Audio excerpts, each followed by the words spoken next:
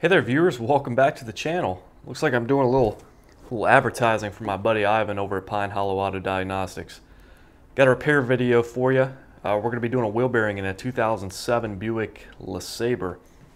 Pontiac Grand Prix, Buick Lucernes, Park Avenues, Chevy Malibus, Chevy Impalas, really any of those sort of vehicles. The replacement of the wheel bearing is going to be just about the same. So this wheel bearing replacement is going to cover a wide variety of different vehicles. I didn't do any talking on camera, but I am going to do a voiceover to let you know what I'm doing. So let's get into the repair and enjoy the video. Step one to performing this repair is getting the tire off of the ground, getting it positioned safely, and removing the wheel.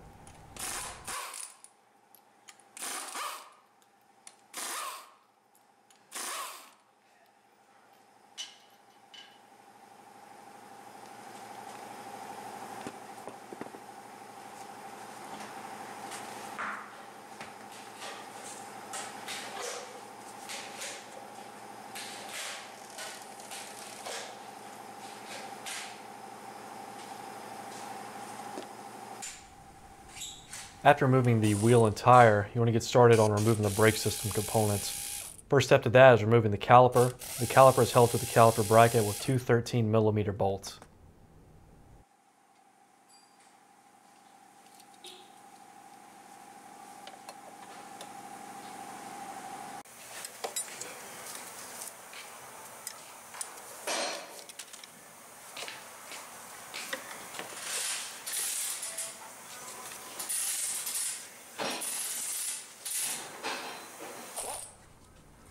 Now the caliper's out of the way, you need to get the bracket out of the way. That's held on with two 15mm bolts, and they're going to be pretty tight, so don't be scared to get in there and really crank these bad boys off.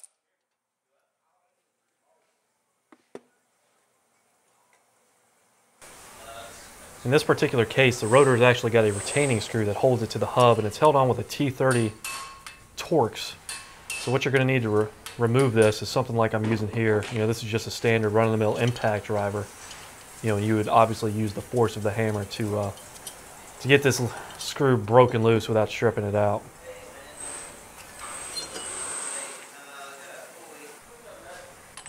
Next step I do is removing the axle nut. This is a 34mm fastener, so a pretty big size socket.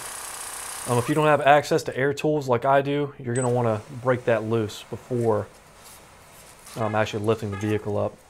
Following that, I like to disconnect the wheel speed sensor. And you see here, you're just going to need a small little pair of pliers to get that out of its retainer.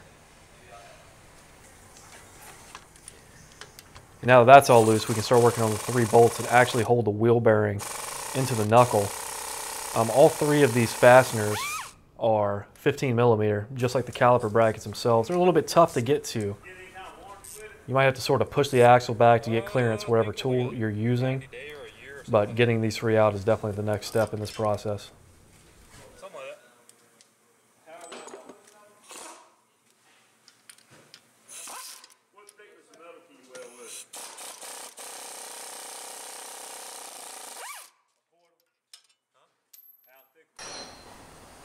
After all the bolts have been removed, holding the wheel bearing to the knuckle, it's hammer time. Down south like I am, they generally come out pretty easy, just a few whacks and they'll come right out of there. If you're up north like our buddy Erico, they're probably going to give you a lot more trouble. There's some alternative methods to getting these off. You could use a slide hammer, you can use an air hammer. Generally down south, really all it requires is a hammer like I'm using here.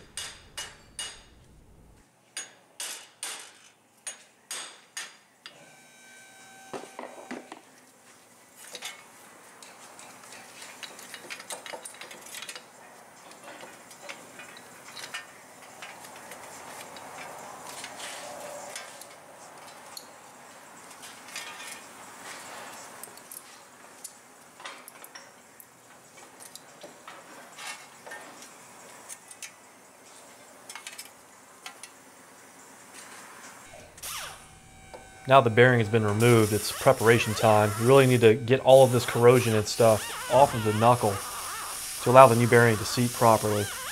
Here I'm just using air tools. I mean, you can use things like a file and you know, emery cloth, things like that to get this corrosion out of there, but you really just want to remove as much of it as you possibly can.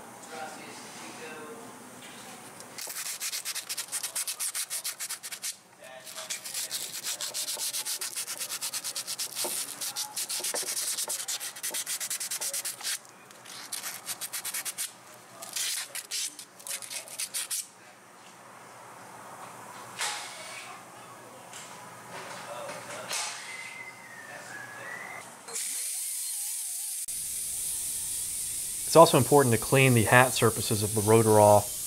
Any sort of rust buildup on the rotor itself, it's going to affect how it sits on that hub. And you know, the hub that comes on the new bearing is completely clean, so we want the rotor to be the same way, so it sits nice and flat, nice and even, nice and flush with the new hub.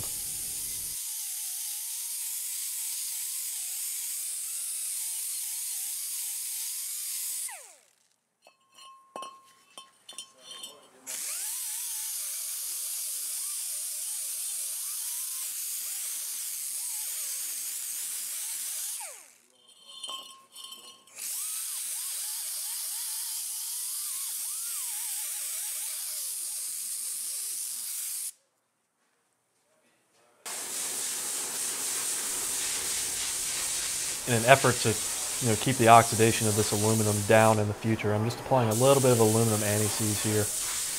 I'll be honest with you, I don't know how much it really helps in the long term, but I figure anything I can do now to, you know, make someone else's life easier down the road, I'm going to go ahead and do it.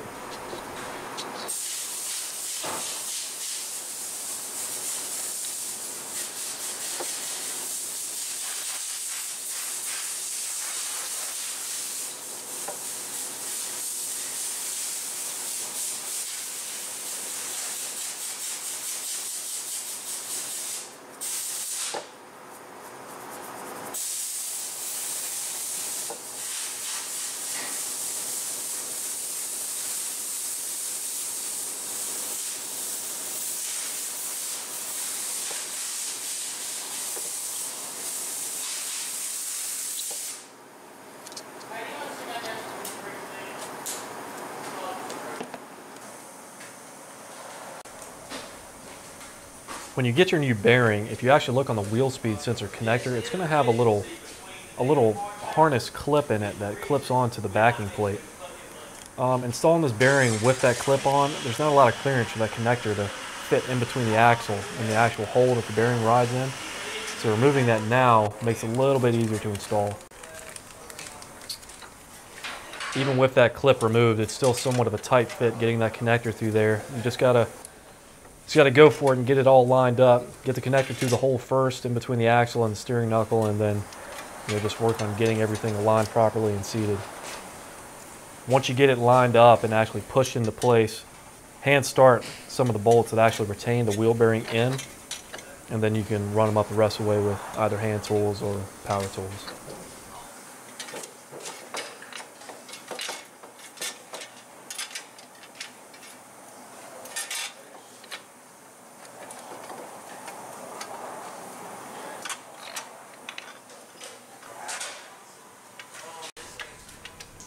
Now, torque spec on these bolts is 96 foot-pounds, so it's pretty darn tight. GM actually wants you to use new bolts. Honestly, I never have. They're not torque to yield or anything like that. Really, the most important thing is make sure you apply blue Loctite to the bolts and then, you know, tighten them to the proper specification.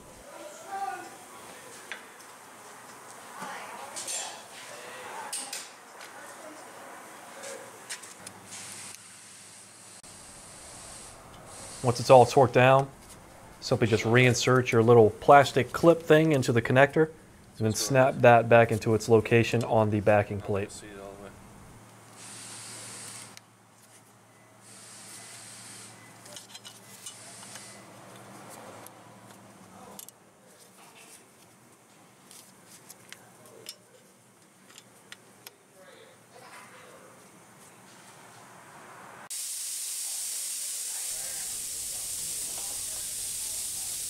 Really nothing to say about installing this brake rotor.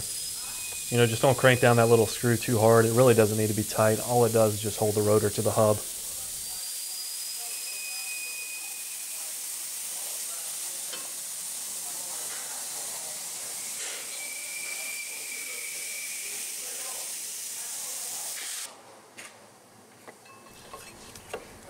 Next up is our caliper bracket. That'll just slide right back into place. Again, on these fasteners, you want to apply some blue Loctite to them.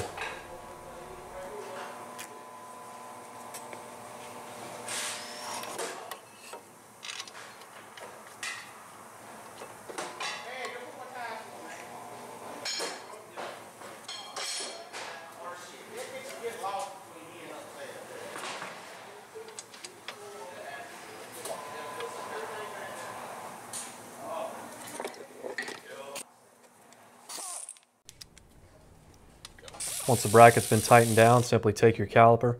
That should slide right back over, and then just reinstall the fasteners for that. That white Civic you worked on for so long trying to get me. I need to turn the fucking engine of this. Okay.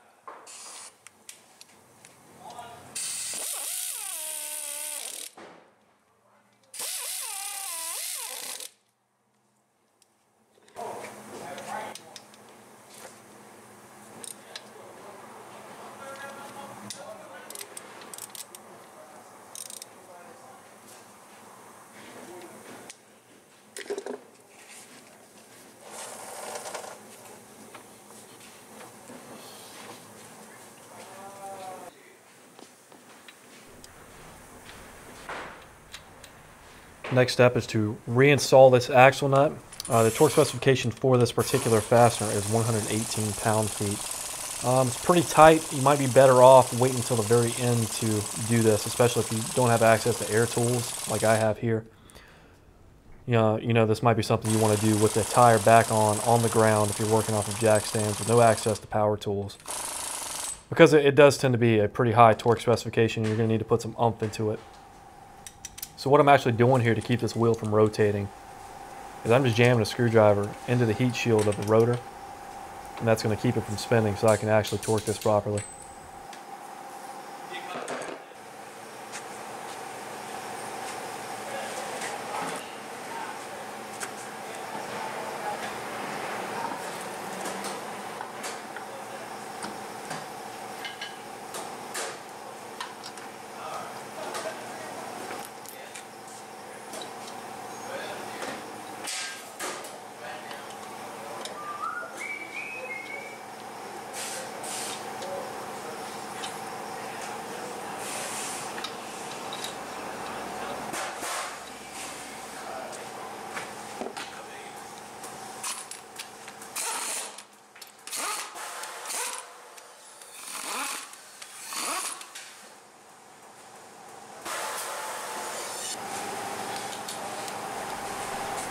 I'm a huge advocate of torquing wheels to specification. I mean, it prevents brake pulsation, all sorts of things.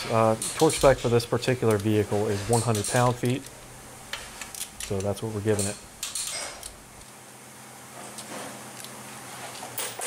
So that's it for this video replacing this wheel bearing. Hopefully you guys are able to get some good tips, you know, just sort of see how the job goes, so it'll help you out in the future.